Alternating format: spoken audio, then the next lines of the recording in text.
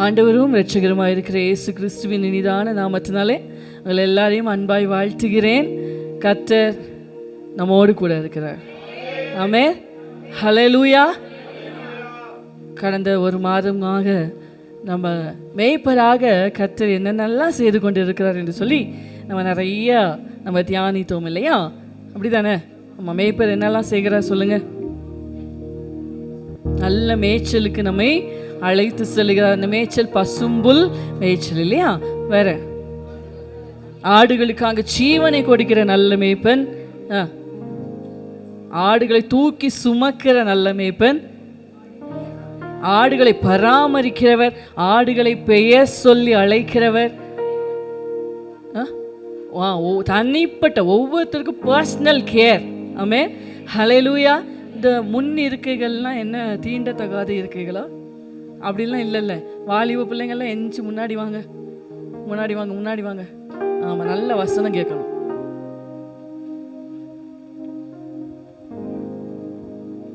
எப்பயுமே நான் சொல்லியிருக்கேன், முன் இருக்கைகளை நிரப்பிட்டு தான் பின்னாடி போகணும். சரியா?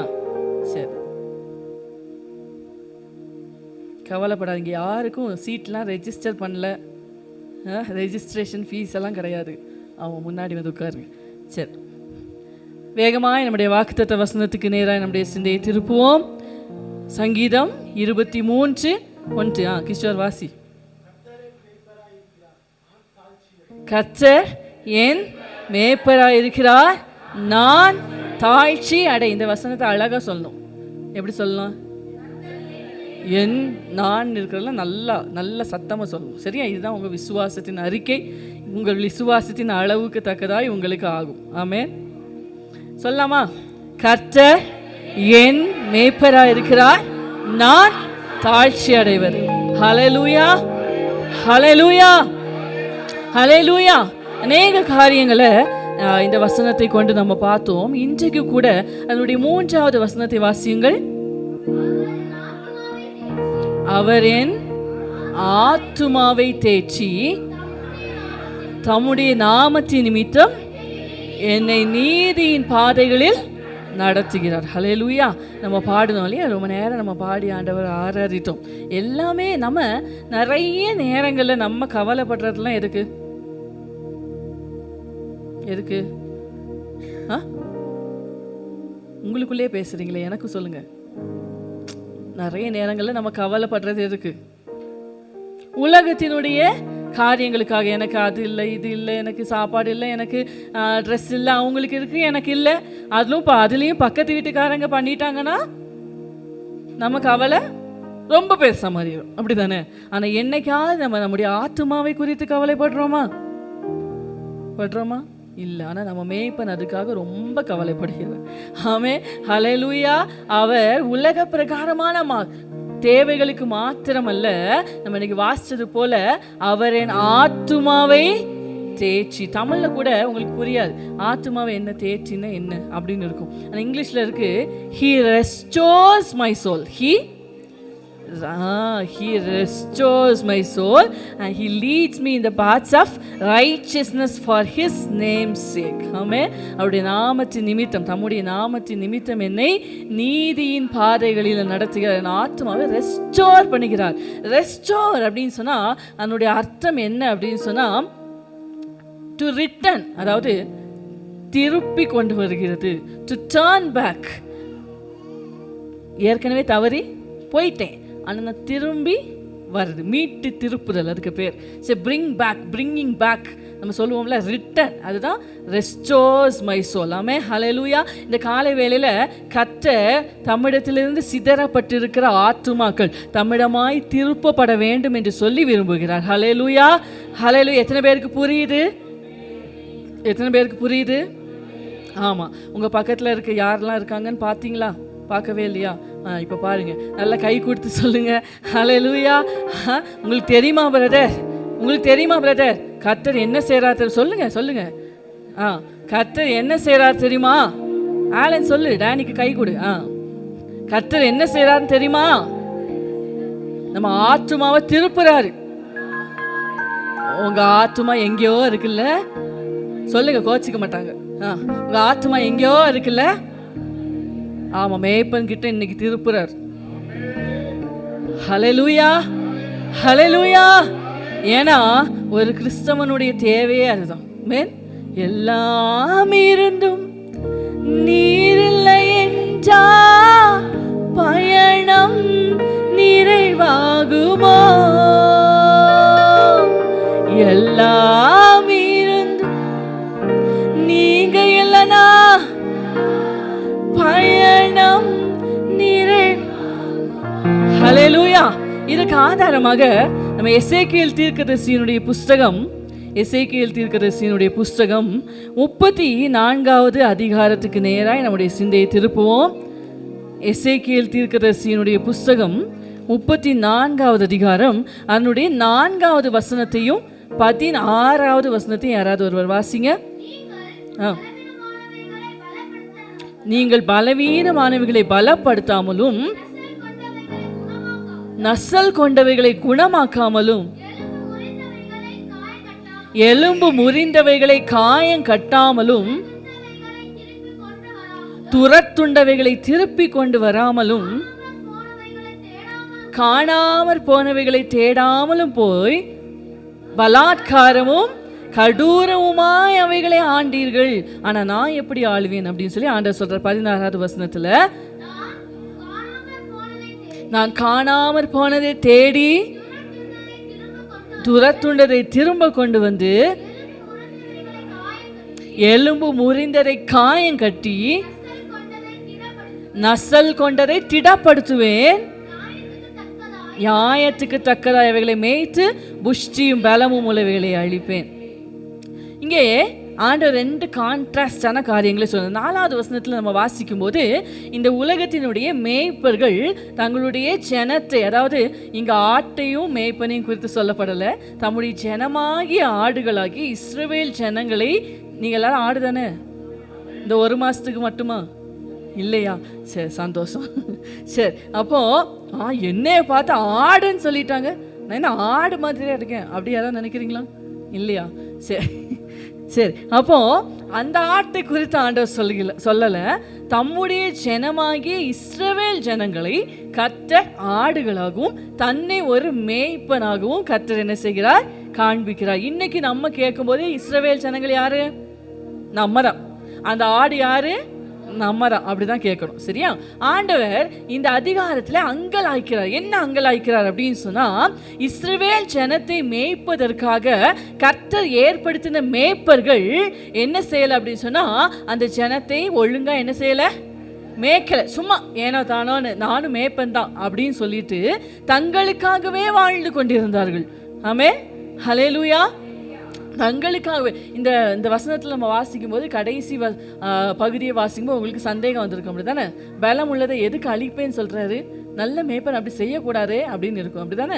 அதுக்கு ஆன்சர் வேணும்னா நீங்கள் வீட்டில் போய் இந்த அதிகாரம் முழுவதும் வாசித்து பார்த்தீங்கன்னா உங்களுக்கு அது புரியும். நான் அது உங்களுக்கு ரொம்ப ஷார்ட்டாக சொல்கிறேன். என்ன அப்படின்னு சொன்னால், கொளுத்த ஆடுகள் என்ன செஞ்சிச்சான் அப்படின்னு சொன்னால், அது சாப்பிட்டுட்டு அது தண்ணி குடிக்க போச்சுன்னு வைங்களேன். அது தண்ணி குடிச்சிட்டு அதுக்கு காலை வச்சு தண்ணியை நல்லா கலக்கி விட்டுட்டு போயிடுமா. எப்படி? இந்த மாதிரிலாம் நிறைய புத்திலாம் நமக்கு இருக்குல்ல. நான் யூஸ் பண்ணுறேன்னு இல்லையோ, மற்றவங்க என்ன செஞ்சிடக்கூடாது. ஆமாம், நீங்கள் பின்னாடி வாசிச்சிங்கன்னா அது தெரியும். அதனால தான் ஆண்டவர் இதை சொல்கிறார். அதனால் அதை பெருசாக ஆராய்ச்சி பண்ணிகிட்ருக்காதீங்க. இப்போ நான் சொல்ல வர விஷயத்துக்கு நேராக உங்கள் சிந்தையை திருப்புங்கள்.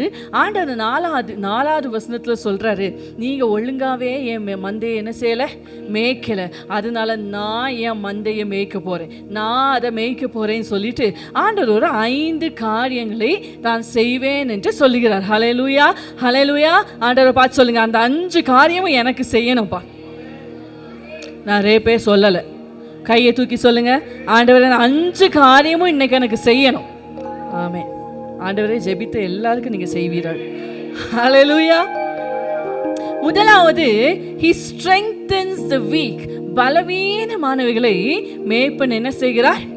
பலப்படுத்துகிறார். நான் நேற்றைய தினத்தில் போய் பார்த்தேன், சும்மா கூகுளில் போய் என்ன செய்வாங்க, ஒரு வீக்காக ஒரு ஆடு இருந்துச்சுன்னா பிரேமா பார்க்குறத பார்த்தா இதுலலாம் நான் பயங்கர எக்ஸ்பர்ட் அப்படின்னு. ஆனால் எனக்கு அந்த எக்ஸ்பீரியன்ஸே இல்லையா, அதனால் நான் போய் என்ன செஞ்சேன், கூகுளில் போய் ஒருவேளை ஒரு ஆடு ரொம்ப வீக்காக இருந்துச்சுன்னா மேய்ப்பன் என்ன செய்வான் அப்படின்னு சொல்லி நான் போய் பார்த்தேன். அப்போ அதில் இருந்துச்சு, முதல்ல என்ன செய்வான்னா அதுக்கு தேவையான சாப்பாடு கொடுப்பான். என்ன கொடுப்பா?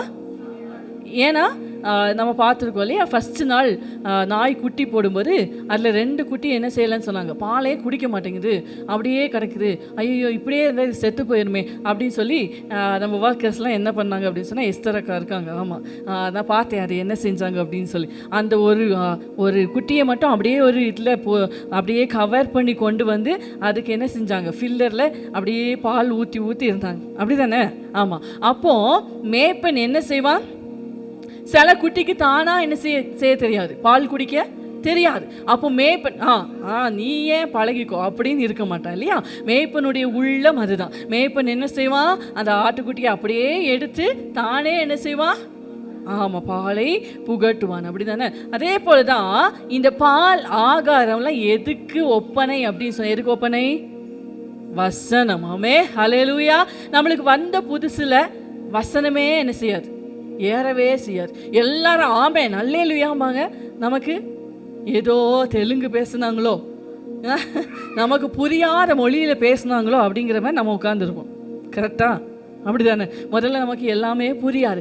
அப்போது மேய்ப்பன் என்ன செய்வார் தெரியுமா, ஏசப்பா என்ன செய்வார் தெரியுமா, எப்படி ஒரு குட்டியை எடுத்து அதுக்கு அப்படியே ஊட்டி கொடுப்பாரோ, அதே போல் நீங்கள் ஆண்டவர்கிட்ட ஜெபிச்சிங்கன்னா, ஆமே, நீங்கள் ஆண்டவர்கிட்ட கேட்டிங்கன்னா, ஏசப்பா எனக்கு ஒன்றுமே புரிய மாட்டேங்குது, இந்த அக்காமாருக்கெல்லாம் நல்லா புரியுது, எனக்கு புரியல அப்படின்னு சொல்லி அனுஷியா கேட்டா அப்படின்னு சொன்னால், ஏசப்பா உனக்கு என்ன செய்வாங்க, உனக்கு எப்படி புரியணுமோ அப்படி புரிய வைப்பாங்க. ஆமே, ஹல்லேலூயா. அதுதான் நம்முடைய நல்ல தகப்பன். யாருக்கு எவ்வளோ சாப்பாடு வேணும், இந்த சாப்பாடை சாப்பிட்டா இது பழைக்குமா பழைக்காதா, இல்லை ஓவர் டோஸ் ஆயிருமா, எல்லாம் யாருக்கு தெரியும்? மேய்ப்பனுக்கு தெரியும். ஹல்லேலூயா, ஹல்லேலூயா, ஹல்லேலூயா. ஆமாம், ஷேனுக்கு வந்து சிக்கன் ரொம்ப பிடிக்கும், சரியா? ஆனால் அவன் கேட்கும்போது நான் என்ன செய்வேன், அவன் ஒரு பிளேட் நிறைய சிக்கனை கொண்டு வச்சு சாப்பிடுமோனே அப்படின்னு சொன்னேன்னா, நான் நல்ல தாயா? நல்ல தாயா? பார்த்துட்டு இருக்கிற நீங்கள் என்ன சொல்லுவீங்க, பாரு அந்த குழந்தைக்கு போய் இப்படி கொடுத்து வயிறு சரியில்லாமல் போகும், அவன் வாமிட் பண்ணுவான், சொல்லுவோமா இல்லையா? அதே போல தான் நம்முடைய நல்ல தகப்பன், நம்முடைய நல்ல மேய்ப்பன், ஹல்லேலூயா, நம்மளை எந்த மேய்ச்சலில் நடத்தணுமோ, ஆமே, எனக்கு எப்படி புரியணுமோ அப்படி எனக்கு பேசுவார். ஆமே, ஹல்லேலூயா, ஹல்லேலூயா. பிறந்து 4 வருஷமானாலும் ஃபீடிங் பாட்டிலே இருந்துட்டு இருக்க மாட்டார். ஆமே, ஹல்லேலூயா. பிறந்த உடனே தான் ஃபீடிங் பாட்டில், அதுக்கப்புறம் அவன் நல்ல சத்தான ஆகாரம், திடமான ஆகாரம் வேணுமா வேண்டாமா, அப்படி கொடுக்கலன்னா பிள்ளை என்ன செய்யும், வீக்காக இருக்கும்ல. ஆமாம், உங்களுக்கே தெரியுது. அப்போது ஒவ்வொரு நேரமும் நம்முடைய நல்ல மேய்ப்பன் என்ன செஞ்சார், நம்மளை வீக்காகவே விடல. ஆமே, நான் சோர்ந்து போயிருந்த நேரத்துலலாம் உங்க வார்த்தைன்னு தேற்றாதிருந்தா மனசஞ்சலத்தை மறைத்திருப்பேன். ஆமே, எத்தனை பேர் சொல்ல முடியும்? நான் சோர்ந்து போன நேரத்துல எல்லாம் என்னை தூக்கி தூக்கி தூக்கி தூக்கி நிக்க வச்சது என்ன தெரியுமா, அவருடைய வார்த்தையை தந்தார், அவருடைய வார்த்தையை தந்தார். ஹல்லேலூயா. வேதத்தில் நம்ம வாசிக்கும் போது 1 ராஜாக்கள் அதனுடைய 19வது அதிகாரத்தில் எலியா என்கிற ஒரு தீர்க்கதரிசி, அந்த 18ஆம் அதிகாரத்தில் தான் யாருமே செய்யக்கூடாத ஒரு பெரிய விஷயத்தை சாதித்து முடித்தார் இந்த எலியா. என்ன விஷயத்தை செஞ்சார்? பாகாலின் தீர்க்கதரிசிகளுக்கு முன்பதாக இருந்து சபதம் விட்டு அக்கினியால உத்தரவு அருளுகிற தேவனே தேவன் அப்படின்னு சொல்லி எலியா என்ன செஞ்சாரு, வானத்திலிருந்து அக்கினியை இறங்க பண்ணினார். ஆமே, அவ்வளவு பெரிய விஷயத்தை ஆண்டவருக்காக சாதித்த அந்த எலியா 19வது அதிகாரத்துல என்ன செய்கிறார், ஒரே ஒரு பொம்பளை, ஒரு ஏசபேல் என்ன செஞ்சா, என்ன செஞ்சா, இன்னைக்கு சாயங்காலத்துக்குள்ள உன் தலை உன் உடம்புல இருந்தா பார்த்துக்கிறேன் அப்படின்னு ஒரே ஒரு வார்த்தை சொன்னான். அத்தனை பேருக்கு முன்னாடி ஆண்டவர் எலியா சொன்னாருன்னு சொல்லி அக்கினி இறக்குனார்ல, அந்த எலியாக்கு ஏசபேலுக்கு முன்னாடி தப்பிச்சிருக்க முடியாதா? ஏசபேலையே ஒன்றும் இல்லாமல் ஆக்கியிருக்கலாம், அப்படித்தானே? ஆனால் அந்த எலியா போதும் கர்த்தாவே, போதும் போதும், ஊழியம் பண்ணது போதும், உங்களுக்காக செஞ்சதும் போதும் அப்படின்னு சொல்லி சூறை செடியின் கீழே என்ன செஞ்சாரா? படுத்துட்டு எதுக்கு வெயிட்டிங்? சாவுக்கு வெயிட்டிங். இன்னைக்கு நிறைய பேர் சாவுக்கு ஒரே வெயிட்டிங். எப்படி? உயிர் எழுதி வைக்காத குறைதான். நான் செத்துருவேன், நான் சாக போறேன், நீங்க பார்த்து. என்னமோ மரண நாள்ல எத்தனை பேருக்கு தெரியும்? தெரியுமோ? தெரியாதா? தெரியாதா? ஆனா சொல்றீங்க அடிக்கடி. அந்த வார்த்தையே வரக்கூடாது. ஆமே. இங்க எலியா வெயிட்டிங். போதும் கர்த்தாவே, போதும் போதும் போதும், நான் வாழ்ந்ததெல்லாம் போதும், என் ஜீவனை எடுத்துக்கொள்ளும் அப்படின்னு சொல்லி எலியா என்ன செய்யறாரு? சூறை செடிக்கு கீழே அமர்ந்து அப்ப ஆண்டவர் என்ன செஞ்சார்? வாசிங்க.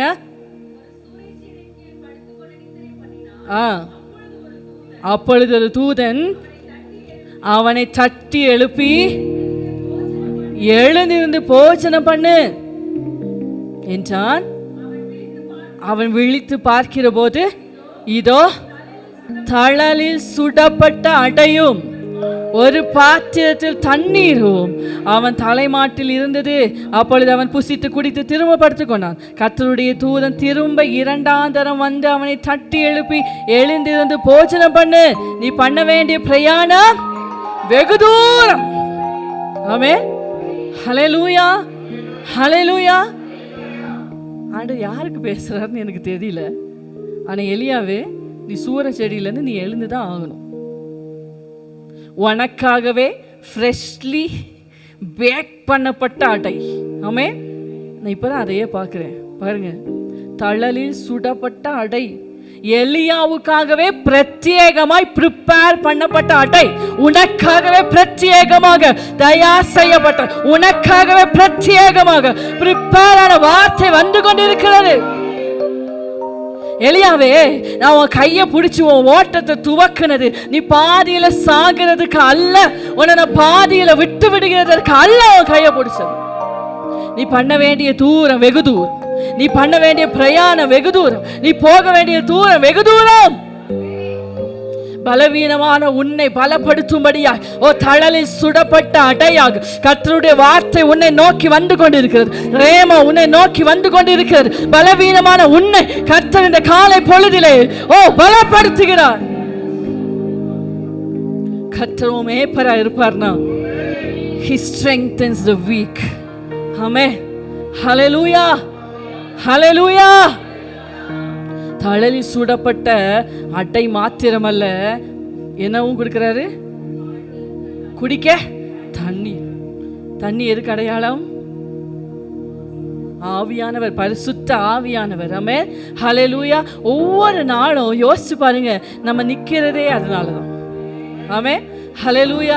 நீ ஒருவேளை நீங்க இதுவரைக்கும் ட்ரை பண்ணதே இல்லை அப்படின்னு சொன்னா, இதுக்கு மேல நீங்க ட்ரை பண்ணுங்க. ரொம்ப துக்கம், ரொம்ப உங்க தொண்டையை அடைக்கிற மாதிரி துக்கம் இருக்கு, என்னால் அடுத்து என்ன செய்யறனே தெரியாம ரொம்ப உடஞ்சு போய் இருக்கீங்கன்னு வைங்களேன். நீங்க ஒண்ணுமே செய்ய வேண்டாம், யாருக்கிட்டையும் பேச வேண்டாம். அப்படியே அப்பா சமூகத்துல போய் முழங்கால் போட்டு அந்நிய பாஷைகளில ஆவியானவரோடு கூட சேர்ந்து துதிக்க ஆரம்பிங்க.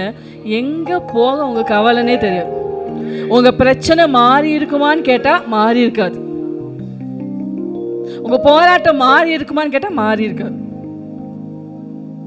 ஆனா யாராலையும் கொடுக்க முடியாத சமாதானம் உங்க இருதயத்தை நிரப்பி இருக்கும். ஹல்லேலூயா. அதுதான் வார்த்தையினுடைய, அதுதான் ஆவியானுடைய ஸ்பெஷாலிட்டி. ஆமென். ஹல்லேலூயா, ஹல்லேலூயா. சூறை செடியில படுத்து கொண்டிருக்கிற எலியாவே, நீ எழுந்து போஜனம் பண்ணு. ஜீசஸ். இந்த பைபிளை வாசிக்காட்டி உங்களுக்காக ஒவ்வொரு நாளும் ஆண்டவர் சுட்டு வைக்கிற அடைய நீங்க மிஸ் பண்ணிடுவீங்க. நேற்று இந்த பிள்ளைங்க சொன்னாங்க, அக்கா வேலை செய்யற இடத்துல பேசிக்கிறாங்க, ஒரு நாள் ஜெபமால சொல்லனாலும் எங்களுக்கு ஒரு மாதிரி இருக்கு அப்படின்னு சொல்றாங்க.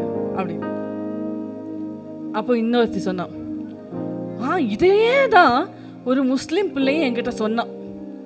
அவங்களும் கையில் என்னமோ வச்சு பேசிட்டு இருப்பாங்களாம். அது பேசலன்னா ஒரு மாதிரி இருக்கும் அப்படின்னு சொன்னாங்களாம். அப்போ நான் கேட்டேன், அப்படிலாம் சொன்னாங்கல்ல, ஒரு நாள் பைபிள் வாசிக்கலன்னா உங்களுக்கு வலிக்குதா, உங்களுக்கு ஒரு மாதிரி இருக்குதா? ஹீன்னு சிரிச்சாங்க. இதுதான் அவங்க ஓப்பனாக பேசினாங்க, நம்ம பேசலை. பாருங்க, பைபிளை பல நாள் படிக்கலனாலும் நம்மளுக்கு ஒரு பிரச்சனையும் இல்லை, நம்மளை அதை பாதிக்கிறதே இல்லை. ஹலோ, பல நாள் செபிக்கலனாலும் நம்ம மனசு குத்துறதே இல்லை. நாளைக்கு பார்த்துக்கலாம். பிரசன்னத்தை இழந்துடாதீங்க, மேய்ப்பனை இழந்துடாதீங்க. இன்னைக்கு ஒருவேளை நீங்க அந்த தழல்ல சுடப்பட்ட அடைய மிஸ் பண்ணலாம், இன்னைக்கு ஒருவேளை உங்களுக்காக வைக்கப்பட்ட தண்ணியை மிஸ் பண்ணலாம். ஆனா என்னைக்கு இப்படி இருக்கும்னு நினைக்காதீங்க. ஒரு நாள் மேய்ப்பனே இல்லாம போயிருவார், அவர் பிரசனமே இல்லாம போயிரு. சாக்கிர சபைய திரும்புங்க, திரும்புங்க, ஆத்துமா திரும்பட்டும். எல்லாம் இருந்தும் நீர் இல்லை என்றா பயணம் நிறைவாகுமோ? எல்லாம் இருந்தும் நீங்களா பயணம் நிறைவாகுமோ? நிறைவே இல்லப்பா, நிறைவே இல்லை. நம்ம விட்டு கடந்து சென்ற நம்முடைய குடும்பத்தின் உறுப்பினர்களுக்காக நம்ம எவ்வளோ நாள் அழுகிறோம். நான் அதை தப்பாக சொல்ல, நீங்கள் தப்பாக எடுத்துக்க கூடாது.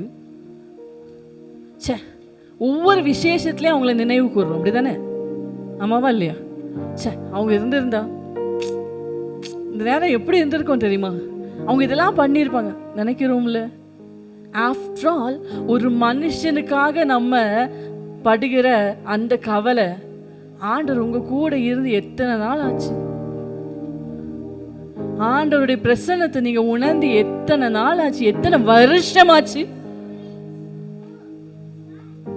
சும்மா ஞாயிற்றுக்கிழமை சபைக்கு வந்து போறேன், என் கூட ஆண்டவரே இல்லை, அதுக்காக நான் கவலையும் படுறதில்லை. திருமணம் சபையை, திருமணம் திருமணம் திருமணம் திருமணம் ஆத்துமாவை ரெஸ்டோர் பண்ணுகிறார். காலை வேளையில ஒப்புக்கொடுங்க, ஒப்புக்கொடுங்க, ஒப்புக்கொடுங்க, ஒப்புக்கொடுங்க. இருதயம் அழட்டும். ஆண்டவரே, ஆண்டவரே, நான் சிதறப்பட்டு இருந்தேன். ஜீசஸ், உங்க பிரச்சனை எனக்கு மறுபடியும் வேணும், உங்க பிரச்சனை எனக்கு மறுபடியும் வேணும். நான் மறுபடியும் உங்களை நான் உணரணும். முதலாவது பலவீனமானவர்களை பலப்படுத்துகிற மேய்ப்பன். இரண்டாவதாக he heals the sick or diseased. இரண்டாவது அந்த வசனம் என்ன சொல்லுது? நசல் கொண்டவைகளை குணமாக்குகிறவர். ஹல்லேலூயா. அப்படி நசல் கொண்டவர்னா வேற ஒன்றும் இல்லை, சிக்கா வியாதியா இருக்கிறத ஆண்டவர் என்ன செய்கிறார்? குணமாக்குகிறார். நம்ம வெளி பிரகாரமான காயங்களை மாத்திரமே பார்க்கிறோம், ஆனா கர்த்தர் அப்படி இல்லை. நம்முடைய ஆத்துமால இருக்கிற வியாதிகள், ஆத்துமால இருக்கா வியாதி? இருக்கா இல்லையா? இதை பார்க்க கூடாது, பார்க்க கூடாது, பார்க்க கூடாது. 3 நாள் நான் பயங்கரமா இருப்பேன், 4வது நாள் மறுபடியும் அதை நான் என்ன செய்வேன்? இது ஆத்துமால இருக்க வியாதி. ஆமே, சண்டை போடக்கூடாது, போடக்கூடாது, போடக்கூடாது. 4வது நாள் கோவப்படக்கூடாது, படக்கூடாது, படக்கூடாது. 4வது நாள். இதெல்லாம் ஆத்துமால இருக்கிற வியாதி. ஆமே, இதை கர்த்தர் குணமாக்குவார். ஆமே, ஹல்லேலூயா. அவரிடத்துல திரும்பி வந்தீங்கன்னா, இஃப் யூ ரிட்டர்ன் பேக், நீங்க திரும்பி வந்தீங்கன்னா கர்த்தர் உங்களை ஆத்துமாக்களை குணமாக்குவார். இன்னைக்கு சரீரத்துல நிறைய பேருக்கு வியாதி. நான் எல்லாரையும் சொல்லலை, அதுக்காக எல்லாருமே அதனால தான் அப்படின்னு நான் சொல்லலை, யாரையும் நியாயம் தீர்க்கலை. ஆனால் நிறைய நம்முடைய சரீரத்தின் வியாதிகளுக்கு காரணம் நம்முடைய ஆத்துமாவில் சுகம் இல்லை, நம்முடைய ஆத்துமாவில் ஆரோக்கியம் இல்லை. இன்னைக்கு அப்படிப்பட்ட ஆத்துமாக்களை கர்த்தர் என்ன செய்கிறார்? ஹல்லேலூயா. தாவீது அழுதார்ல, ரட்சணியத்தையும் சந்தோஷத்தை திரும்பவும் எனக்கு தந்துருங்கப்பா. இன்னைக்கு எத்தனை இருதயம் அப்படி கேட்கிற ஆண்டவர்கிட்ட.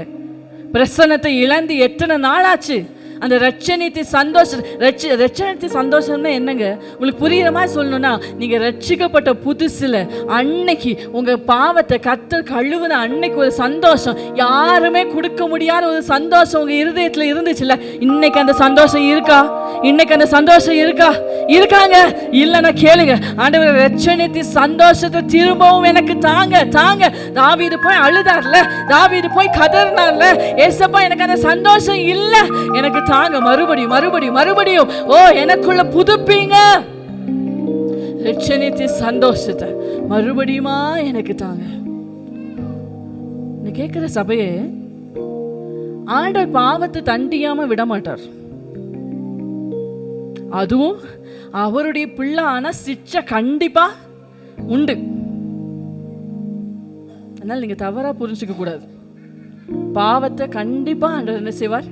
தண்டிப்பார். இப்போ வாசிக்க டைம் இருக்கான்னு தெரியல, வீட்டில் போய் நீங்கள் குறித்து வைத்துக் கொள்ளுங்கள், போய் வாசிங்க. 2 சாமுவேல் 12வது அதிகாரத்தில் 15:24 15வது வசனத்தில் அந்த பச்சை பாலத்தில் தாவீது பாவம் செய்ததின் விளைவாய் ஒரு குழந்தை பிறக்கிறது. அந்த குழந்தைய ஆண்டவர் என்ன செஞ்சாரு? அடித்தார். தாவீது போய் எத்தனை நாள்? ஒரு வாரம் முழுவதும் என்ன செஞ்சாராம்? உபவாசிச்சாராம்.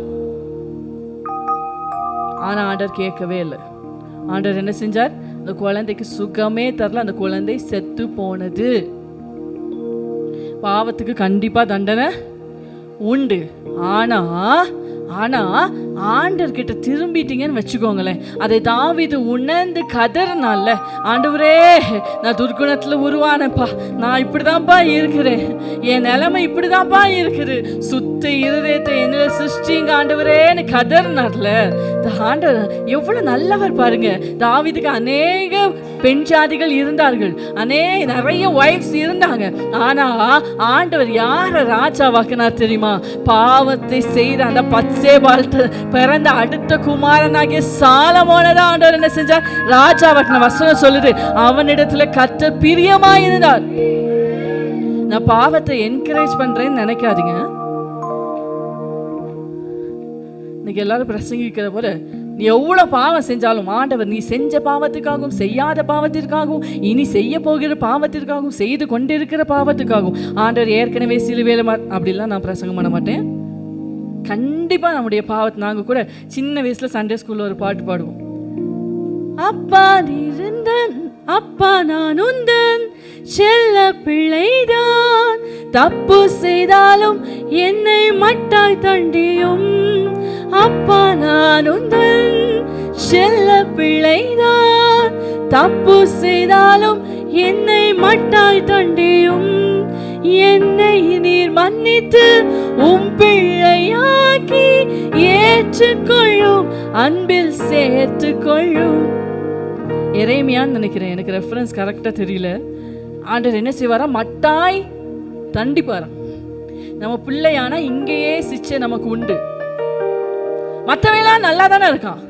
என் கூட படிக்கிற ஃப்ரெண்ட்ஸு, என் கூட வேலை செய்யற ஃப்ரெண்ட்ஸு எல்லாம் எவ்வளோ தப்பு பண்றாங்க, அவையெல்லாம் நல்லா இருக்கான். எனக்கு மட்டும் உடனே ஆண்டவர் ஏன் தண்டிக்கிறார்? என்ன நேசிக்காததுனால அல்ல, என்ன நேசிக்காததுனால அல்ல. தம்பி தங்கச்சி, ஆண்டவர் உங்களை நேசிக்கிறதுனால தான் உடனே என்ன செய்யறார்? சிட்சிக்கிறார். ஏன் தெரியுமா? அவனுக்கான தண்டனை நரகத்துல, உன்னை நித்திய வீட்டுல கொண்டு போய் சேர்க்கணும். ஆமென், ஹல்லேலூயா, ஹல்லேலூயா.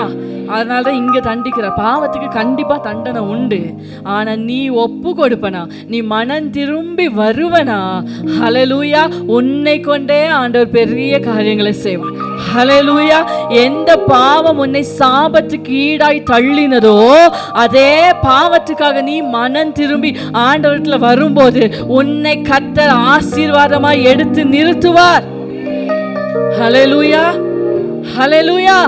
அப்ப இரண்டாவதாக கர்த்தர் என்ன செய்கிறார்? வியாதிப்பட்டதை சுகமாக்குகிறார். ஹல்லேலூயா. மூன்றாவதாக, நேரம் அதிகமா போயிட்டே இருக்கு. மூன்றாவதாக, he binds up or he bandages the injured. தமிழ்ல என்ன சொல்லப்பட்டிருக்கிறது? எலும்பு முறிந்தவைகளை காயம் கட்டுவார். ஆமென், ஹல்லேலூயா, ஹல்லேலூயா. ஒரு ஆடு ஒரு ஆடு சொல்லு பேச்சு கேட்காம என்ன செஞ்சிருச்சு? ஓடிருச்சு. அது ஓடின இடத்துல என்ன இருந்துச்சு? ஆமாம், கல்லு இதுமா இருந்துச்சு. அது என்ன செஞ்சிருச்சு? எலும்பு முறிஞ்சு போச்சு. உனக்கு நல்லா வேணும் அப்படியா மேய்ப்பன்னு சொல்லுவான்? என்ன சொல்லுவான்? ஆமாம், விட்டா அழ கூட செஞ்சிருவான் இல்லை? இப்படி ஆயிடுச்சு அவனுக்கு சொல்லி உடனே அந்த காயத்தை கட்டுகிறவன் தான் யாரு? நல்ல மேய்ப்பன். ஹல்லேலூயா. யோபு சொன்னார்ல 5வது அதிகாரம் 18வது வசனத்துல வாசிங்க பார்க்கல. இதை மாத்திரம் யோபு 5வது அதிகாரம் அதனுடைய 18வது வசனம். அவர் காயப்படுத்தி காய கட்டுகிறார், அவர் அடிக்கிறார். ஹல்லேலூயா. உலகத்தானே சொல்லுவோம்ல, அடிக்கிற கை தான் என்ன செய்யுமா? அணைக்கும். ஆண்டவர் அடிக்கிறார்னா அது எதனால? எப்படியும் போட்டுங்கிறதுனால இல்லை, இப்படி தான் இருக்கணுங்கிறதுக்காக. ஆமென். ஹல்லேலூயா. நம்ம எல்லா பிள்ளைங்களுக்கும் குச்சி எடுக்க மாட்டோம்ல, அப்படி தானே? ஆமாவா? இப்போ ஹெலன் சிஸ்டர் என்ன செய்ய மாட்டாங்க? குச்சி நேரம் எடுத்துட்டு வந்து சேனை பலான்னு நடிப்பாங்களா? அந்த குச்சியை யார் தான் எடுக்கணும்? நான் வந்து எடுக்கணும், அப்படி தானே? ஆமாவா இல்லையா? ஆமாம். ஏன்? பிள்ளை சாகட்டோம்னா இல்லை, எதனால? பிள்ளை நல்லா ஆகும். ஆமென். ஹல்லேலூயா. அப்போ கர்த்தர் எலும்பு முறிந்தரை என்ன செய்வார்? சில இருதயத்தில் ஏற்படுகிற முறிவுகள், ஆமே, சில அடி காயங்கள், இது எல்லாத்தையும் காயம் கட்டுகிறதுல என் அப்பாவை போல பெஸ்ட் யாருமே கிடையாது. எந்த டாக்டராலையும் அந்த ரணத்தை ஆற்ற முடியாது. ஆமே. ரணவைத்தியானே என் இயேசுவே, என் காயத்தை ஆற்றிடும் பரிகாரியே. சொல்லுவோமா? ரணவைத்தியானே என் இயேசுவே, என் காயத்தை ஆற்றிடும். ரொம்ப மனசு உடைஞ்சிட்டார் பேதுரு. ஆமே. அவ்வளோ டயலாக் பேசுனேனே ஆண்டவரே, இவங்க இந்த பசங்களெல்லாம் நம்பாதீங்க. இந்த பயலுக எல்லாம் என்ன செய்வானுங்க? உங்களை பிடிச்சி கொண்டு போகும்போது என்ன செய்வானுங்க? உங்களை விட்டுட்டு ஓடிடுவானுங்க ஆண்டவரே. ஆனா நான் இருக்கேன் பாருங்க, காவல்ல போட்டாலும் சாவ வந்தாலும் என்னைய கொல்லவே வந்தாலும் நான் என்ன செய்வேன்? உங்களை விட்டு. ஹலோ, நம்மளும் பேதுரு தான். சர்ச்சுக்கு வந்தா நான் உம்மை நேசிக்கிறேன், அது எப்படியா? என் ஜீவனை பார்க்கிலும் அவ்வளோ போய் அப்படிதானே? ஆனா நம்ம பேதுருக்கு மார்க் போடுவோம். 100க்கு 50 மார்க் வேணா கொடுக்கலாம் இல்ல?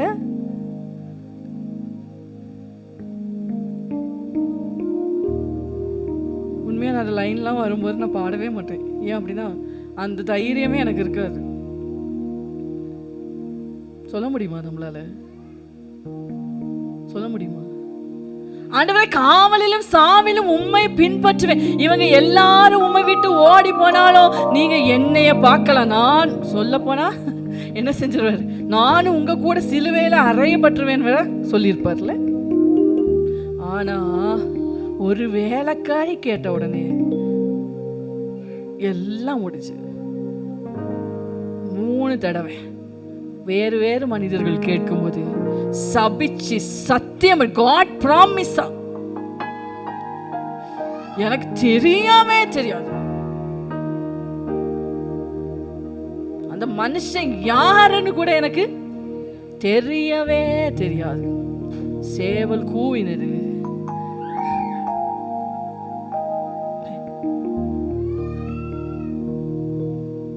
ஏதோ ஒரு இருதயம் இந்த காலை வேளையில அப்படி துடித்து கொண்டு இருக்கிறத ஆண்டவர் காண்பிக்கிறார். ஆண்டவரே, நிறைய தடவை உங்களுக்கு ப்ராமிஸ் பண்ணிட்டேன், நான் உங்களை நேசிப்பேன், நான் உங்களை நேசிப்பேன், நான் உங்களை மாத்திரம்தான் நேசிப்பேன் ப்ராமிஸ் பண்ணிட்டேன். ஆனால் என்னால் நிற்கவே முடியல. நான் மறுதளிச்சு போயிடுறேன்ப்பா. இன்னைக்கு நீ ஒப்பு கொடுப்பனா உன் காயங்களை கட்டுகிறதற்கு கர்த்தர் வருவார். பேதுருவை கட்டி எழுப்ப கர்த்தர் வந்தது போல, அந்த திபேரியா கடலில் கர்த்தர் வந்தது போல, இந்த மிராக்கிள் ஏஜி சபையில அப்படியா கதறி கொண்டிருக்கிற உள்ளமே, உனக்காக இன்னைக்கு கர்த்தர் வருவார். உன் காயத்தை கட்டுவதற்காக நீதான் வேணும், நீதான் வேணும், நீதான் பேதுரு வேணும், நீதான் வேணும். ஆண்டவரே நான் மறுதளிச்சிட்டேன்ப்பா, உங்களை யாருன்னே தெரியாதுன்னு சொல்லிட்டேன். மற்றவங்க எல்லாம் ஓடிதான் போனாங்க. ஆனா நான் உங்களை யாருன்னே தெரியாதுன்னு சொல்லி சபிச்சு சத்தியம் பண்ணி உங்களை மறுதளிச்சிட்டேன். நீதான் பேதுரு வேணும், நீதான் பேதுரு வேணும். ஏன் தெரியுமா ஆண்டவர் அந்த மாதிரிப்பட்ட மனுஷங்களை தேர்ந்தெடுக்கிறார்? பேதுருடைய ஹிஸ்டரியை படிச்சீங்கன்னா தெரியும். பேதுருவை எல்லா சிஷ்யர்களுமே இரத்த சாட்சிகளா மறித்தார்கள். அப்படி பேதுருவை கொண்டு போகும்போது சொன்னாராம், என்ன நேராலாம் அறையக்கூடாது. எப்படி அறையணும் தெரியுமா? தலை கீழே. அப்படி வைராக்கியமா ஊழியம் செய்ய அப்படிப்பட்டவர்களால தான் முடியும். நான் நீதிமான்னு சொல்றேன், நான் பரிசுத்தமான்னு சொல்றேன். அதான் ஆண்டவர் சொன்னார்ல, எவன் அதிகமா இரக்கம் பெற்றானோ அவன் தான் அதிகமா என்ன செய்வான்? அன்பு கூறுவான். அப்படிதானே? எவனுக்கு அதிகம் கொடுக்கப்பட்டதோ அவன் தான் என்ன செய்வான்? அதிகமா அன்பு கூறுவான்.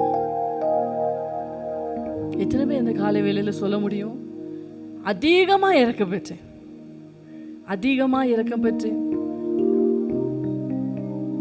அதிகமாய் உம்மை நேசிப்பேன். ஏன் தெரியுமா? அதிகமாய் இரக்கம் பெற்றேன், அதிகமாய் உம்மை நேசிப்பேன், அதிகமாய் இரக்கம் பெற்றேன், அதிகமாய் இரக்கம் பெற்று. ஆண்டவர் பார்த்து சொல்லுங்க, ஆண்டவரே நான் உங்களை அதிகமாக நேசிப்பேன். அந்த வைராக்கியம் வேணும். மற்ற எல்லாரும் ஆண்டவரை லவ் பண்றதை விட நான் ஆண்டவரை உயிருக்கு உயிரா அதிகமா லவ் பண்ணணும். ஏன் தெரியுமா? ஏன்னா எனக்கு அதிகமா மன்னிச்சார், ஏன்னா எனக்கு அதிகமா செஞ்சார். நான் மறுதளிச்சேன், நான் யாருன்னே தெரியாதுங்கிற மாதிரி நடந்துக்கிட்டேன். ஆனா எனக்கு அதிகமா மன்னிச்சார். நான் தான் வேணும்னு என்னை கூட்டிட்டு வந்தார், என் காயங்களை கட்டுனார், என் நல்ல தகப்பன். அதனால எல்லார விடவும் நான் தான் என் அப்பாவை அதிகமா நேசிப்பேன். ஜீசஸ், ஹல்லேலூயா, ஹல்லேலூயா. ஆண்டவர் அப்படி பொத்தாம் பொதுவில் அப்படிலாம் காயம் கட்ட மாட்டார், தனித்தனியா. ஆமென். பர்சனலி நீ அதான் அங்கே வாங்க இந்த ஆட்டுக்கு காயம் கட்டுங்கன்னு ஆண்டவர் சொல்ல மாட்டார், அவரே போய் கட்டுவார். ஹல்லேலூயா, ஹல்லேலூயா. நல்ல சமாரியன். ஆமென். நான்காவதாக கர்த்தர் சிதறப்பட்டவைகளை சேர்க்கிறார். He brings back the scattered. நான் சொன்னேன் இல்லையா, ஒரு வீக்கான ஒரு ஆடை மேய்ப்பன் எப்படியெல்லாம் பராமரிப்பான் அப்படின்னு சொல்லி பார்த்தேன் அப்படின்னு சொல்லி. அதில் ஒரு தகவல் போட்டிருந்தாங்க. அது உண்மையாக பொய்யான்னு எனக்கு தெரியல, ஆனால் அதில் ஒரு தகவல் இருந்துச்சு. என்ன அப்படின்னு சொன்னால், அவன் அதுக்கு சாப்பாடு கொடுத்து அதுக்கு தண்ணியெல்லாம் கொடுத்து அதுக்கான மருந்து எல்லாத்தையும் பார்த்துச்சு. அவன் என்ன செய்வானா அப்படின்னு சொன்னால், அந்த ஆடை தனியாக விட மாட்டான். என்ன விட மாட்டானா? தனியாக விட மாட்டானா, மந்தை கூடையே தான் வைப்பானா. ஏன் அப்படின்னு சொன்னால், தனியாக சிதறி இருக்கிற ஆடு என்ன செய்யாதான்? போஷாக்கா வளரவே செய்யாதான். அது மந்தையோடு மந்தையாக இருந்தாதான் அதுக்கு என்னவா? பலனா. அதனால அவன் என்ன செய்வான் அப்படின்னு சொன்னால், அந்த ஆட்டை மந்தையோடு கூட சேர்த்தே விடுவானாம்.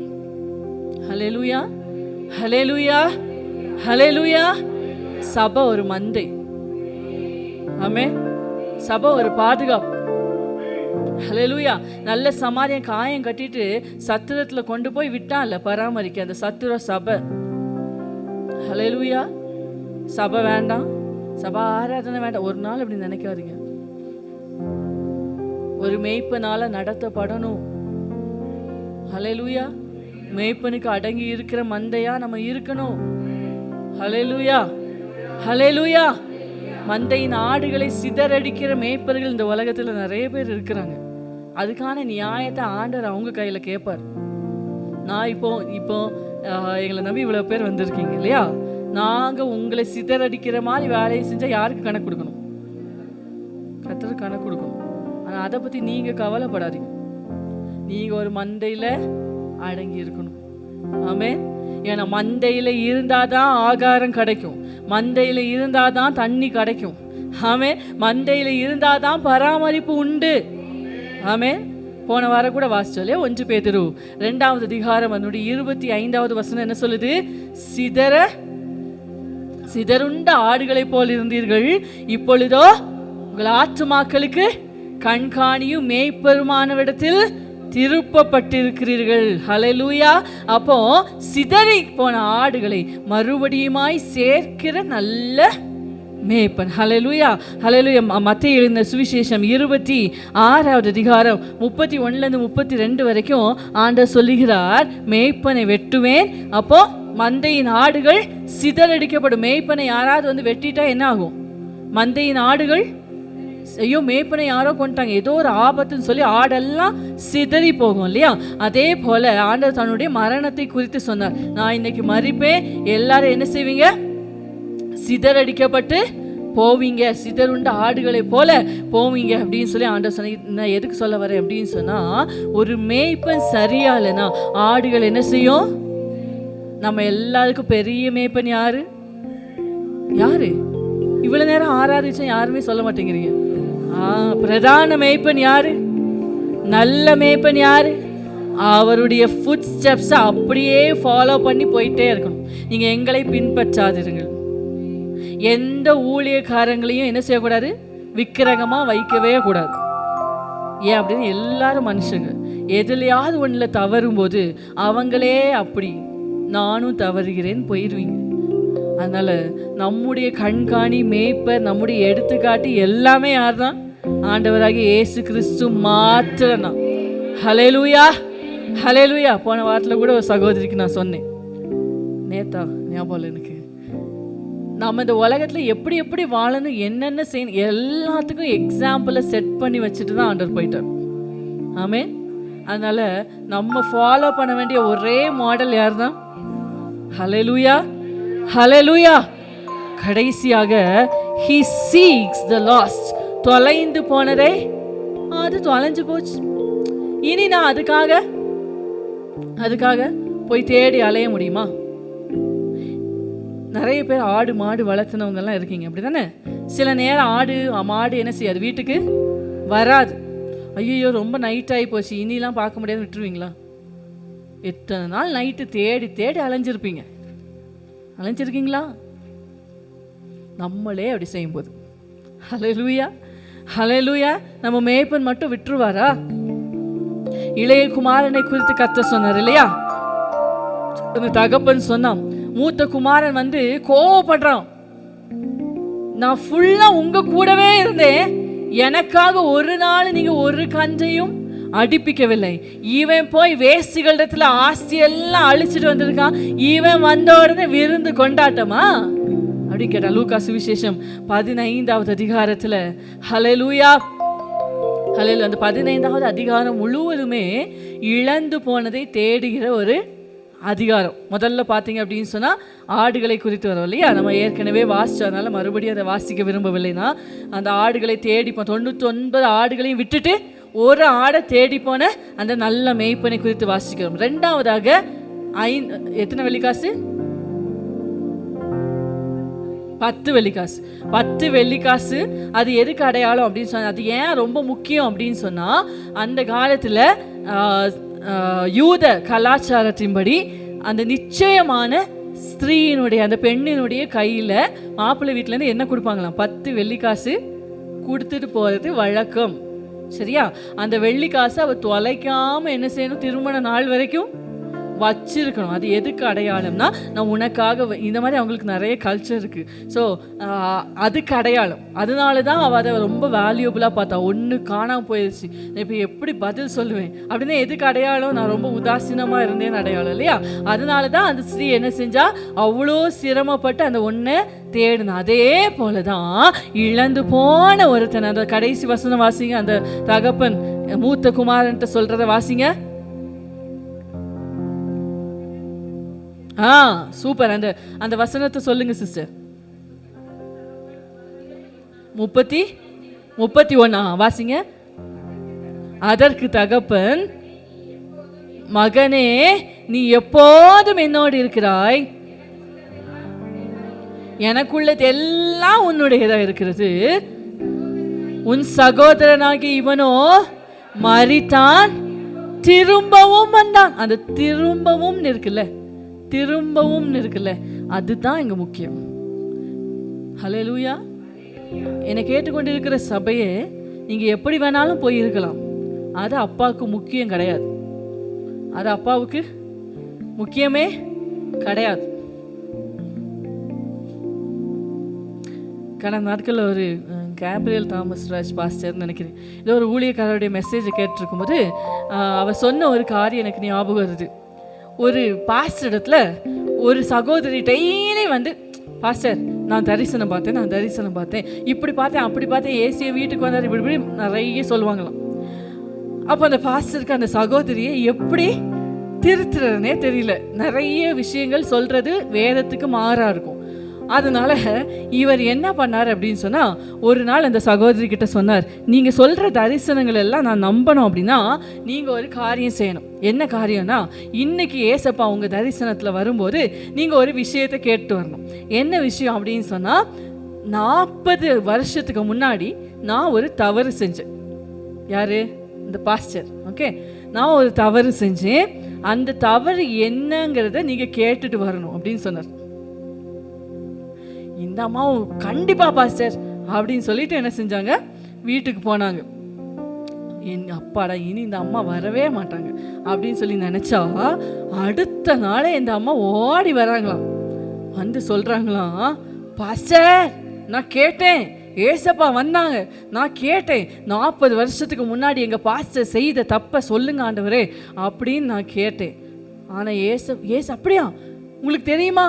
அப்போ ஏசப்பா என்ன ஆன்சர் சொன்னார் அப்படின்னு சொல்லி கேட்டால், அந்த லேடி சொன்னாங்களாம், இந்த பாஸ்டருக்கு நிலைமை இன்னொரு பக்கம், அதை நான் உங்களுக்கு சொல்கிறேன். அந்த பெண் சொன்னாங்களாம், ஏசப்பா என்கிட்ட சொன்னாங்க, அவன் 40 வருஷத்துக்கு முன்னாடி செஞ்ச தவறுக்கு அன்னைக்கே அவன் மன்னிப்பு கேட்டான், நான் அதை மறந்தே போயிட்டேன். இப்போ எனக்கு அவன் என்ன தப்பு செஞ்சானே ஞாபகமே எனக்கு தெரியாது அப்படின்னு சொன்னார். இந்த பாஸ்டர் அப்படியே ஸ்தம்பிச்சு போயிட்டாராம். ஏன் அப்படின்னா, இந்த பாஸ்டருக்கு நம்பிக்கையே இல்லை. 40 வருஷத்துக்கு முன்னாடி செய்த தவறுக்காக டெய்லி ஒரே மனம் திரும்புதலின் ஜெபம். புரியுதா நான் சொல்றது? இன்னைக்கு ஜெபிப்பார், ஆண்டவரே என் பாவத்தை மன்னிங்க, நான் அப்படி செஞ்ச ரொம்ப தப்பு தான் ஆண்டவரே அப்படின்னு சொல்லி ஜெபிப்பார். அப்போ பாவம் மன்னிப்பு நிச்சயம் கிடைச்ச மாதிரி இருக்கும், எஞ்சி போயிடுவார்.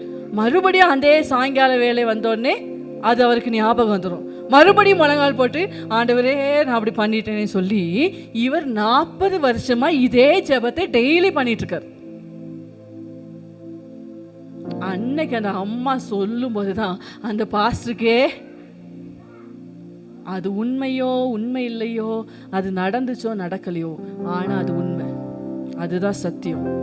அது எப்படி ஆண்டவர் மன்னிச்சிடுவார், அது எப்படி மறப்பார் அப்படின்னு சொல்லி என்கிட்ட கொஞ்சம் வருஷங்களுக்கு முன்னாடி யாரோ கேட்டாங்க. நான் சொன்னேன், அதுதான் தேவனுக்கும் நமக்கும் இருக்கிற வித்தியாசம். நம்ம சிலரை மன்னிப்போம், ஆனால் மறக்க மாட்டோம். அப்படிதானே? இன்னைக்கு மன்னிச்சிடுவோம், நாளைக்கு ஏதாவது ஒரு சண்டை வரும்போது, உன்னை பற்றி தெரியாதா, நீ அன்னைக்கே இப்படி பண்ணவதானே. 1994 உள்ளது எல்லாமே ஞாபகம் இருக்கும். அதுவும் பெண்களுக்கு நல்லாவே என்ன வார்த்தையின் முதற்கொண்டு எல்லாமே ஞாபகம் இருக்கும் இல்லையா? ஆனா ஆண்டவருக்கு ஞாபகம் இருக்காது. ஆமே, அவர் சமுத்திரத்தின் ஆழத்துல போட்டுருவார், முதுகுக்கு பின்னாக எரிந்து விடுவார். ஆமே ஆமே, நம்ம மன்னிப்பு கேட்டு நம்ம உண்மையா மனம் வருந்தி ஆண்டவரத்துல திரும்பணும் அப்படின்னு சொன்னா எல்லா அநியாயத்தையும் நீக்கி நம்மை சுத்திகரிப்பதற்கு அவர் உண்மை உள்ளவரா இருக்கிறார். இங்க சொல்றாரு பாருங்க, என் குமாரனாகி இவன் மரித்தான், ஆனா திரும்பவும் உயிர்த்தான், காணாமற் போனான், திரும்பவும் காணப்பட்டான். ஆனபடினாலே நாம் சந்தோஷப்பட்டு மகிழ்ச்சியா இருக்க வேண்டுமே. அப்ப தொலைந்த ஒன்றை தேடி தேடி தேடி தேடி அலைகிறார். ஹல்லேலூயா, ஹல்லேலூயா. நீங்க ஒரு வாரம் சர்ச்சுக்கு வரலனாலும் ஏசப்பா உங்களை தேடுவார். இனி லீவ் போடுவீங்க? போடுவீங்களா? ஒரு வாரம் உங்க சேர் காலியா இருந்தா ஏசப்பா தேடுவார். பாஸ்டர்லாம் என்னை கேட்கல, பாஸ்டர் கேட்க வேண்டாம், ஏசப்பா கேட்பார். நீ எங்க போனன்னு கேட்பார். ஹல்லேலூயா, ஹல்லேலூயா. ஒரு நாள் நீங்க தனி ஜெபம் பண்ண வரலனாலும் ஏசப்பா கேட்பார், எங்க போனன்னு தேடுவார். இனி ஜெபிக்காம இருப்பீங்க? ஹல்லேலூயா. தொலைந்த ஒன்றை தேடி அலைகிற தகப். ஹல்லேலூயா, ஹல்லேலூயா. நீங்க வர்றதுக்கு முன்னாடி இந்த இடத்துல ஆவியானவர் வந்துட்டார். நம்ம வர்றதுக்கு முன்னாடியே ஆண்டவர் இந்த இடத்துல வந்துட்டார். ஹல்லேலூயா. எத்தனை பேர் விசுவாசிக்கிறீங்க? எத்தனை பேர் அதை நம்புறீங்க? உங்க ஜெப அறையில நீங்க முழங்கால் போடுகிறதற்கு முன்பதாகவே கர்த்தர் வந்து வெயிட் பண்ணிட்டு இருப்பார். ஹல்லேலூயா. அடிக்கடி சொல்லியிருக்கேன்ல, ஒரு சுரங்கத்துல வேலை செய்த ஒரு சிறுவனை குறித்த கதை ஞாபகம் இருக்கா? அது உண்மையிலே நடந்த ஒரு சம்பவம். ஒரு சின்ன பையன், அப்பா அம்மா இல்லாத ஒரு சின்ன பையன், அவனுக்கு சாப்பாடுக்கு வேற வழி இல்லாததுனால ஒரு தங்க சுரங்கத்திலே அவன் வேலை செய்து கொண்டு, சுரங்க வேலை ரொம்ப கஷ்டம், நம்ம படிச்சிருக்கோம் இல்லையா? ஆனால் இந்த பையனுக்கு ஒரு பழக்கம் உண்டு. அவனுக்கான ஷிஃப்ட் வந்து டெய்லி 11 மணிக்கு அவனோட ஷிஃப்ட். அந்த 11 மணிக்கு அவன் போகிறதுக்கு முன்னாடி பக்கத்தில் ஒரு சின்ன சர்ச் இருந்துச்சான். அந்த சர்ச்சில் போய் டெய்லி அவன் என்ன செய்வான், அந்த 11 மணி ஆனால் முழங்கால் போட்டு, அவனுக்கு ஜெபிக்க தெரியாது, அவனுக்கு யாருமே ஜெபிக்க சொல்லி தரலை. அவனுக்கு ஒரே ஒரு வார்த்தை தான் சொல்ல தெரியும். அவன் பேர் டிம்மா என்னமோ சம்திங், டிம்முனே வச்சுக்கோங்களேன் இப்போதைக்கு, சரியா? அவன் போய் முழங்கால் போட்டு சொல்லுவானா, ஏசப்பா நான் டிம் வந்திருக்கேன் அப்படின்னு சொல்லிட்டு வந்துடுவான். அவனுக்கு அதுக்கு மேலே ஜெபம் பண்ணவே தெரியாது. ஆனால் டெய்லி செய்வான், டெய்லி என்ன செய்வான். ஒரு நாள் அந்த தங்க சுரங்கத்தில் ஒரு விபத்து நடந்தது. எல்லாரும் காயப்பட்டு ஹாஸ்பிட்டலில் அட்மிட் பண்ணப்பட்டு வைத்திருந்தாங்க. அடுத்த நாள் 11 எல்லாரையும் பார்க்கறதுக்கு அவங்க சொந்தக்காரங்க எல்லாரும் வந்து விதவிதமாக பழங்கள் கொண்டு வராங்க, விசாரிக்க வராங்க. இந்த பையனுக்கிட்ட வர்றதுக்கு யாருமே இல்லை. ஆனால் அடுத்த நாள் காலை 11 மணி ஆனது. அந்த அறையே பிரகாசமானது. எல்லாரும் ஒரு மனிதனை நோக்கி பார்த்து கொண்டே இருக்கிறாங்க. அந்த மனுஷனை பார்க்க அவ்வளோ ஆசை எல்லாருக்கும். ஐயோ, இவர் ஏன் பெட்டுக்கு வரமாட்டாரா, இவர் ஏன் பெட்டுக்கு வரமாட்டாரான்னு சொல்லி எல்லாரும் ஆவலா பார்த்து கொண்டு இருக்கும்போது அவர் நேராக போய் டிம்முடைய பெட்டில் உட்கார்ந்து சொன்னார், டிம் நான் ஏசப்பா வந்திருக்கேன் சொன்னார். என்ன சொன்னார்? இது கதை இல்லை, நடந்த சம்பவம். அவர் வந்த உடனே எல்லாருக்கும் சொந்தக்காரங்க வந்து பழங்களை கொடுத்தாங்க, விசாரிச்சுட்டு போனாங்க. ஆனால் இயேசு வந்த செகண்ட்ல அவனுடைய உடம்புல இருந்த காயங்கள் எல்லாமே ஒண்ணுமே தெரியாம போச்சு. எல்லாம் இருந்தும் நீரில்லை என்றால் பயணம் நிறைவாகுமோ? எல்லாம் இருந்தும் நீரில்லை என்றால் எழுந்திருப்போமா தேவனுடைய சமூகத்தில்? டெய்லி டிம் ஏசப்பாக்காக போவான். அவனுக்கு ஜெபிக்க தெரியாது. ஏசப்பா நான் டிம் வந்திருக்கேன், அது மட்டும்தான் அவனுக்கு சொல்ல தெரியும். ஆனா அந்த உண்மையை கூட கர்த்தர் மறக்கவே இல்லை. டிம்மால போக முடியாத நேரத்துல டிம்முக்கு முன்பதாகவே ஏசப்பா வந்து அமர்ந்து இருந்தார்ல. டிம் உனக்காக ஏசப்பா வந்திருக்கேன்னு சொன்னார்ல. நான் உண்மையா இருக்கேனே ஆண்டவருக்காக, எனக்கு இருக்கிற கொஞ்சம் பலன்ல நான் உண்மையா இருக்கேனே, எனக்கு என்ன கிடைக்கும்? அவருடைய பிரசன்னம் இருக்குங்க. ஆண்டவர் உங்க கூட இருப்பாருங்க. அதுதான் பெரிய சொத்து. அதுதான் பெரிய சொத்து. அதுதான் பெரிய சொத்து. ஒருவேளை இந்த காலை வேளையில யாராவது அந்த பிரசன்னத்தை உணர முடியாதபடிக்கு, எல்லாரும் ஜெபிக்கிறாங்க, என்னால ஜெபிக்க முடியல, சர்ச்சுக்கு வந்தா எல்லாரும் ஜெபிக்கிறாங்களேங்கிறதுக்காக நான் வாயை திறக்கிறேன், ஆனா என்னால அந்த பிரசன்ஸை ஃபீல் பண்ணவே முடியல. எல்லாரும் சந்தோஷமா ஆராதிக்கிறாங்க, அழுகுறாங்க, சந்தோஷப்படுறாங்க, பயங்கரமா துதிக்கிறாங்க, ஆனா என்னால மட்டும் அந்த பிரசன்ஸை ஃபீல் பண்ணவே முடியல ஏசப்பா. என்னால மட்டும் அதை ஃபீல் பண்ணவே முடியல ஏசப்பா. எனக்கு தேவையான எல்லாமே இருக்கு. என் வீட்டில் ஆகாரத்துக்கு பஞ்சமே இல்லை, ட்ரெஸ்ஸுக்கு பஞ்சமே இல்லை, தண்ணிக்கு பஞ்சமே இல்லை. ஆனா ஆனா எனக்குள்ள ஜீவ தண்ணீராகிய நீங்க இல்லையே, நீங்க இல்லையே, உங்க பிரச்சனை இல்லையேப்பா. என்னால உங்களை ஃபீல் பண்ண முடியலையே. கெஞ்சுகிற ஒவ்வொரு இருதயத்தையும் கர்த்தர் நிரப்புகிறார், நிரப்புகிறார், நிரப்புகிறார். ஏசப்பா எனக்குள்ள வாங்கன்னு. உங்களுக்கு ஜெபிக்கவே தெரியலனாலும் இதை ஜெபமா சொல்லுங்க. ஏசப்பா எனக்குள்ள வாங்க, நீங்க என் கூட இருங்க, நீங்க என் கூட இருங்க. நீங்க இருந்தீங்கன்னா எனக்கு எல்லாமே இருக்கும்ப்பா. நீங்க என் கூட வாங்க, நீங்க எனக்குள்ள இருங்க.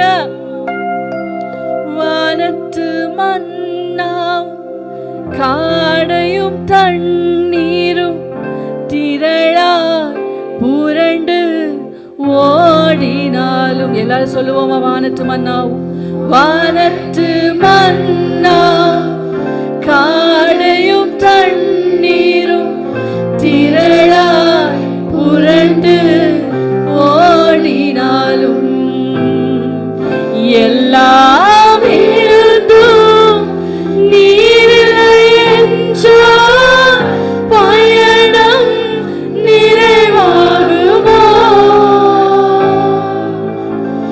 எல்லாம் இருந்தும் நீரில்லை என்றால் பயணம் நிறைவாகுமோ?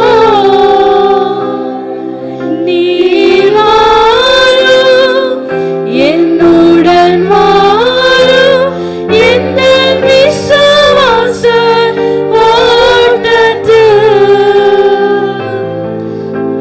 முன் செல்லும், என் முன் செல்லும், எந்த விசுவாச ஓட்டத்தில் மேகமாய் மேகமாய் இறங்கும் பிரசன்னமே, மறுரூபமாக்கும் பிரசன்னமே. என்ன மறுரூபமாக்குங்கப்பா, என்ன டிரான்ஸ்ஃபார்ம் பண்ணுங்க ஆண்டவரே, என்ன ரெஸ்டோர் பண்ணுங்க ஆண்டவரே. மறுரூபமாக்கும் பிரசன்னமே, விலகாதேவா பிரசன்னமே,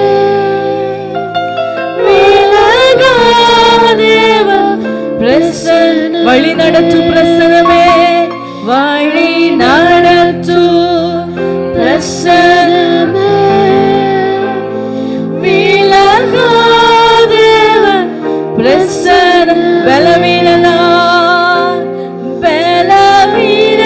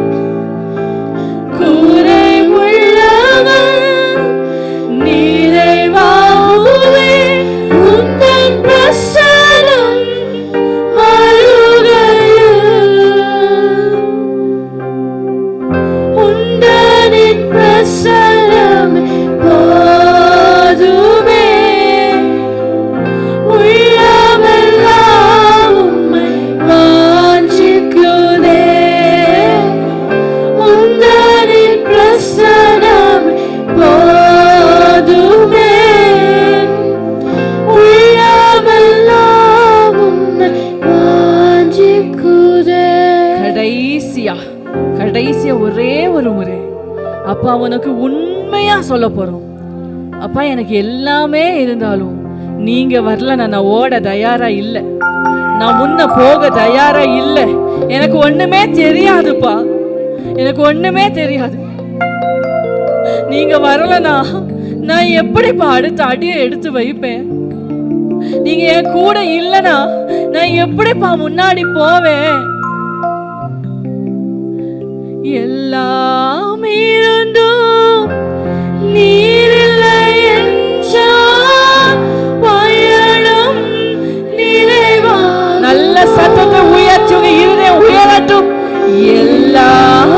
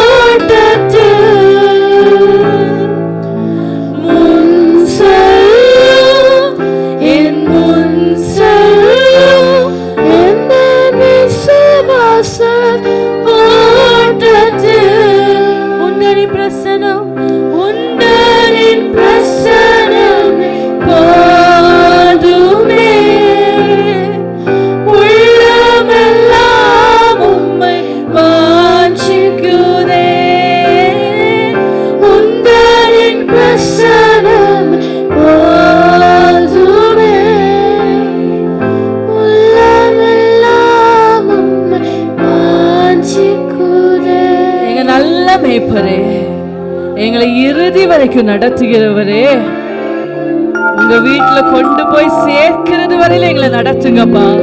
எங்களை விட்டுறாதீங்க ஆண்டவரே, எங்களை விட்டுறாதீங்கப்பா. நீங்க இல்லைன்னா நாங்க ஒண்ணுமே இல்லப்பா, நாங்க ஒண்ணுமே இல்லை, நாங்க ஒண்ணுமே இல்லை. உங்க பிரசன்ன மாத்திரம் எங்களோடு கூட வரட்டும். நாங்க இங்க இருந்து போனாலும், நாங்க பிரிந்து போனாலும் கர்த்தர் எங்க கூட வாங்கப்பா. நீங்க மட்டும் ஒரு நாள் எங்களை பிரியக்கூடாது. உங்க பிரசன்ன மாத்திரம் ஒரு நாள் எங்களிலிருந்து எடுபட்டு போக கூடாது. ராஜா, நீங்க இருந்தா எங்களுக்கு எல்லாமே இருக்கும்பா. ஏன்னா நீங்க குறைவுகளை நிறைவாக்குகிற கர்த்தர். தகப்பனே, ஆராதனையில வந்த ஒவ்வொரு பிள்ளைகளையும் இயேசுவின் நாமத்துல ஆசீர்வதிக்கிறேன். இந்த பலிபீடத்தில் இருந்து உங்களுடைய நாமத்தினாலே ஆசீர்வதிக்கிறேன். உங்க ஆசீர்வாதம், உங்க கிருபை, உங்க சமாதானம், உங்க இரக்கம், தெய்வீக பாதுகாவல் ஒவ்வொரு பிள்ளைகளோடு கூட இருக்கட்டும். இந்த வாரம் முழுவதும் நடத்துங்கப்பா, இந்த வாரம் முழுவதும் நடத்துங்க. ஒவ்வொரு நிமிஷமும் கர்த்தர் இவர்களோடு கூட இருக்கிறதை உணரும்படி செய்யுங்க. தேவைகளை சந்தித்து நடத்துங்க. பிரயாணங்களில் பாதுகாப்பை கட்டளையிடுங்க. இயேசுவின் மூலம் கேட்கிறோம் ஜீவனுள்ள நல்ல பிதாவே, ஆமென். என் ஆத்துமாவே கர்த்தரை ஸ்தோத்திரி, என் முழு உள்ளமே அவருடைய பரிசுத்த நாமத்தை ஸ்தோத்திரி. என் ஆத்துமாவே கர்த்தரை ஸ்தோத்திரி, அவர் செய்த சகல உபகாரங்களையும் மறவாதே. ஹல்லேலூயா, ஹல்லேலூயா, ஹல்லேலூயா. துதி கனமாகி மகிமையுமக்கே, ஓ எல்லாவுமே, ஓ எல்லாவுமே. துதி கனமாகி மகிமையுமக்கே, ஓ நீரே ராஜாவே. ஹல்லேலூயா. ஸ்தோத்திரம், ஸ்தோத்திரம், ஸ்தோத்திரம், மிக ஸ்தோத்திரம், ஸ்தோத்திரம், ஸ்தோத்திரம், ஓ நீரே ராஜாவே. ஹல்லேலூயா. துதி கனமாகி மகிமையுமக்கே, ஓ எல்லாவுமே, ஓ எல்லாவுமே. துதி கனமாகி மகிமையுமக்கே, ஓ நீரே ராஜாவே. ஹல்லேலூயா, ஹல்லேலூயா.